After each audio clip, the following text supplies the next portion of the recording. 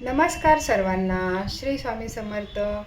मी अलका आपल्या या चॅनलवरती तुमचं सर्वांचं खूप खूप स्वागत करते. तर बघा मैत्रिणींनो, आज मी बनवत आहे मस्त असे मेथीचे पराठे.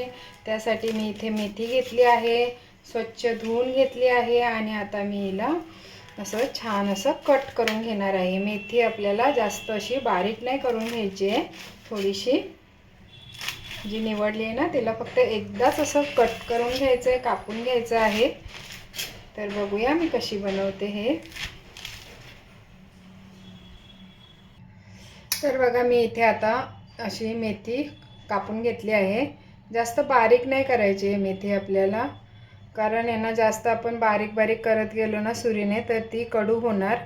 आणि आता आपल्याला पराठ्यासाठी एवढी बारीक पण नाही करायची. तर बघा आता मी इथे घेतलं आहे हिरव्या मिरच्या, जिरे आणि लसूण. हे मी मिक्सरला थोडंसं असं बारीक करून घेणार आहे. जास्त बारीक पेस्ट नाही बनवायची आहे, थोडंसं फक्त फिरवून घ्यायचं आहे.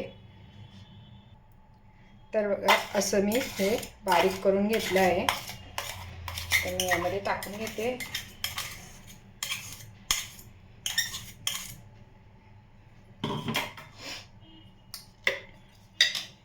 आता मी यामध्ये टाकणार आहे ओवा,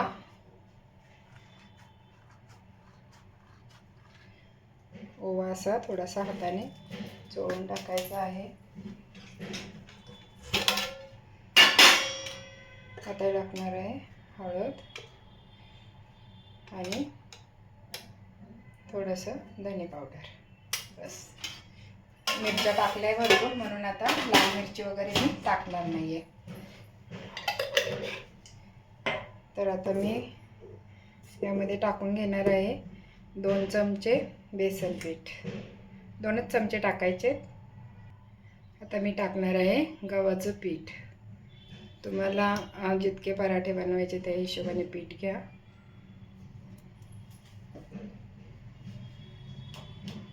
मीठ टाकून घेते.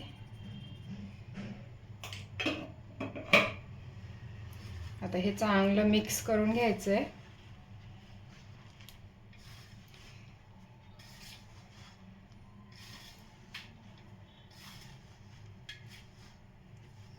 आता यामध्ये हे जे वाटणाचं पाणी आहे ते पाणी टाकायचं आहे आणि जसं चपातीला पीठ भिजवतो ना तसंच आता हे पीठ भिजवून घ्यायचं आहे. याच्यामध्ये थोडंसं दही टाकायचं आहे. बघा तुम्हाला जर प्रवासामध्ये घेऊन जायचे असेल जास्त दिवसासाठी तर तुम्ही दही नाही टाकायचं, पण तुम्हाला जर घरीच खायचे गरम गरम तर तुम्ही जास्त सॉफ्ट होण्यासाठी एक मोठा चमचा भरून दही टाकायचं.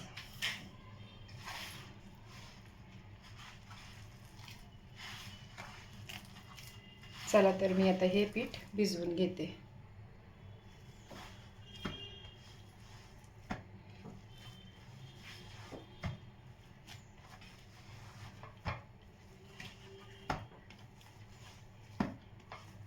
छान असं पीठ हे भिजवून घेतलं. आता याला ना थोडासा तेलाचा हात लावून आहे ना तसंच ठेवायचं आहे आपल्याला 10 मिनिट. चांगलं मुरून द्यायचं आहे. आता हे 10 मिनिट मी झाकून ठेवते. तर बघा छान असे 10 मिनिटं झाले आहे आणि आता मी हे बनवायला सुरुवात करते. आता हे मस्त असे पीठ किती छान भिजलं आहे बघा.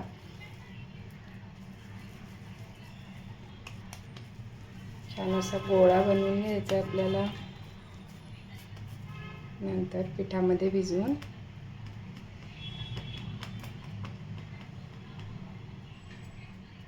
लाटून घ्यायचा आहे.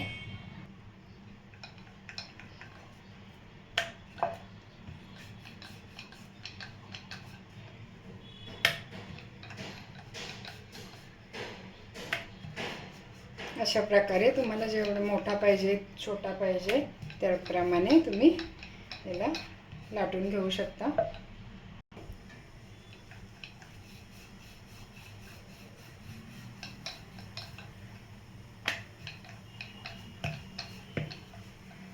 असे पातळ पातळ असे लाटून घ्यायचे आणि मस्त हे दह्यासोबत खायचे आहे. दह्यासोबत, चटणीसोबत तुम्हाला जसे आवडते तसे खा. हे प्रवासामध्ये आहे ना, जर आपण याला दही न टाकता घेऊन बनवून नेलेत ना असे पातळ पातळ, तर 4 ते 5 दिवस आरामशीर राहतात, खराब नाही होत.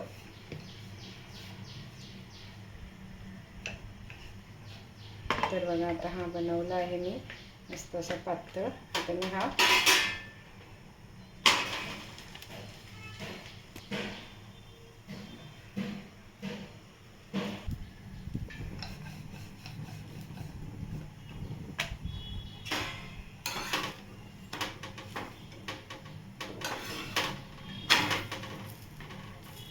जशी आपण चपाती भाजतो ना तसंच आपल्याला हा भाजून घ्यायचा आहे. छान असा खरपूस असा भाजायचा आहे.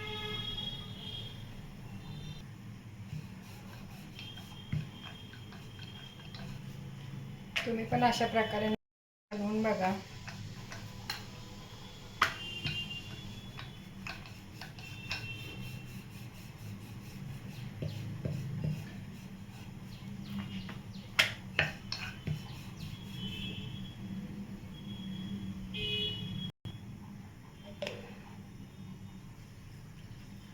छान असं तूप लावून घ्या. तुम्हाला तूप आवडत असेल तर तूप लावा, नसेल आवडत तर तेल लावलं तरी पण चालेल.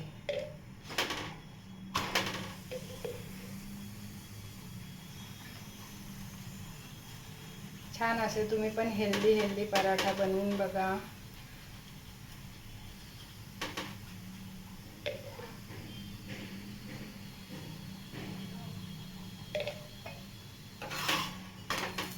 आता तयार आहे आपला.